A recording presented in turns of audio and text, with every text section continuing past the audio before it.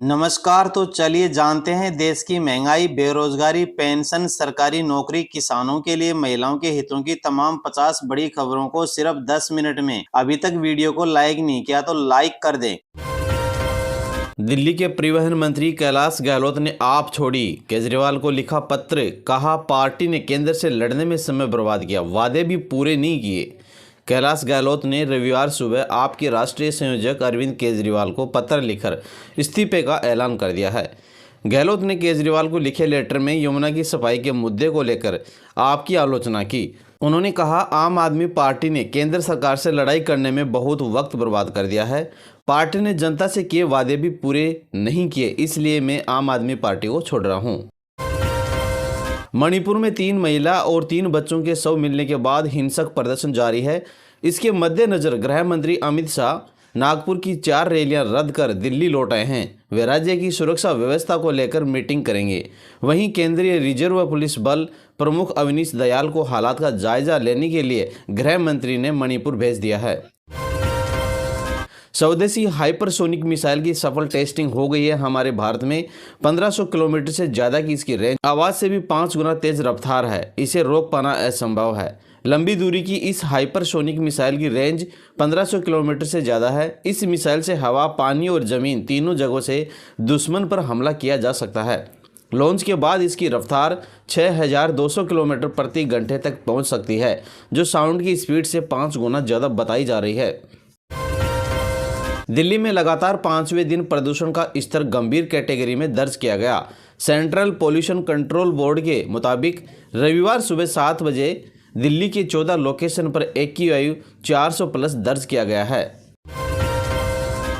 कंगना बोली राहुल को भाषण के लिए पर्ची लगती है, PM बिना देखे घंटों भर बोल सकते हैं। उन्होंने कहा कि PM मोदी बिना पेपर देखे 1 घंटे तक भाषण दे सकते हैं, जबकि राहुल को भाषण देने के लिए 1-1 मिनट पर पर्ची चाहिए होती है। वे बिना पर्चे के बात नहीं कर सकते और वो कह रहे हैं कि PM को मेमोरी लॉस हुआ है। राहुल को तहजीब सीखनी चाहिए। दिल्ली में बीजेपी के नेता और पूर्व विधायक अनिल झा ने पार्टी छोड़ी, आप में हो गए हैं शामिल। बीजेपी को बड़ा झटका। दिल्ली में बीजेपी नेता और पूर्व विधायक अनिल झा ने पार्टी से इस्तीफा दे दिया है। उन्होंने अरविंद केजरीवाल की मौजूदगी में आप पार्टी ज्वाइन की। अनिल 2 बार किराड़ी विधानसभा सीट से विधायक रह चुके हैं। रिजर्व बैंक ऑफ इंडिया को बम से उड़ाने की धमकी दी गई है। मुंबई में स्थित RBI हेडक्वार्टर में कस्टमर केयर नंबर पर एक शख्स ने शनिवार सुबह कॉल कर धमकी दी थी। आरोपी ने खुद को लश्कर-ए-तोयबा का CEO बताया था। कॉल में उसने कहा इलेक्ट्रिक कार खराब हो गई है, पीछे का रास्ता बंद कर दो। बम की धमकी मिलने के बाद RBI ने माता रमाबाई मार्ग पुलिस स्टेशन पर मामला दर्ज करवाया है। झांसी अग्निकांड में एक और नवजात की मौत हो गई है। इस बच्चे को अग्निकांड के दौरान वार्ड से रेस्क्यू किया गया था। अब तक मरने वाले बच्चों की संख्या 11 हो गई है। हालांकि DM अविनाश कुमार ने कहा नवजात की मौत बीमारी की वजह से हुई है, वह जला नहीं था।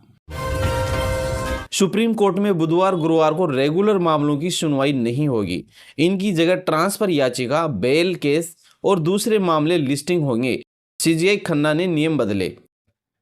11 नवंबर को पद संभालने के बाद CJI खन्ना ने मामलों की सुनवाई को लेकर बनाए जाने वाले रोस्टर में बदलाव किया है। फैसला लिया गया कि CJI और 2 सीनियर जजों की अध्यक्षता वाली पहली 3 बेंच लेटर पिटीशन और जनहित याचिकाओं की सुनवाई करेंगी। मुख्यमंत्री एकनाथ शिंदे ने कहा मैंने हाल ही में केंद्रीय कृषि मंत्री के साथ कपास और सोयाबीन किसानों के मुद्दों पर चर्चा की है। किसानों को तुरंत MSP देने का फैसला लिया गया है। 15% नमी वाले कपास और सोयाबीन को खरीदने का भी फैसला किया गया है। सोयाबीन का MSP वर्तमान में 1892 रुपये प्रति क्विंटल है। वहीं कपास का 7121 रुपये और सूखे कपास का 7529 रुपये MSP तय किया गया है। प्रधानमंत्री नरेंद्र मोदी ने कहा मैं नाइजीरिया के राष्ट्रीय पुरस्कार grand commander of the order of the Niger के लिए आपका और नाइजीरिया की सरकार और यहाँ के लोगों का हृदय से आभार व्यक्त करता हूँ। मैं इस सम्मान को विनम्रता और आदर के साथ स्वीकार करता हूँ। मैं यह सम्मान 140 करोड़ भारतीयों और भारत नाइजीरिया की गहरी मित्रता को समर्पित करता हूँ। फिल्म 2 पुष्पा के ट्रेलर लॉन्च कार्यक्रम के लिए गांधी मैदान में भारी भीड़ देखी गई। आप नेता संदीप पाठक ने कहा अरविंद केजरीवाल दिल्ली में सभी पदाधिकारियों के साथ बैठक कर रहे हैं। फिलहाल यह चांदनी चौक जिले में ही हो रही है। वह सभी लोकसभा क्षेत्रों के सभी पदाधिकारियों से मिलेंगे।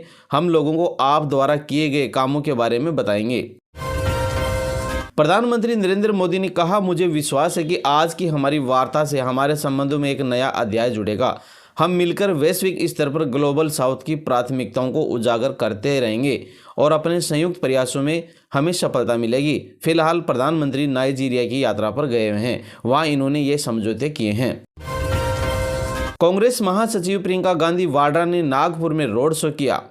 कांग्रेस नेता सचिन पायलट ने कहा, महाविकास आघाड़ी बहुमत के साथ सरकार बनाएगी। लोग मन बना चुके हैं कि उन्हें साफ पारदर्शी सरकार चाहिए।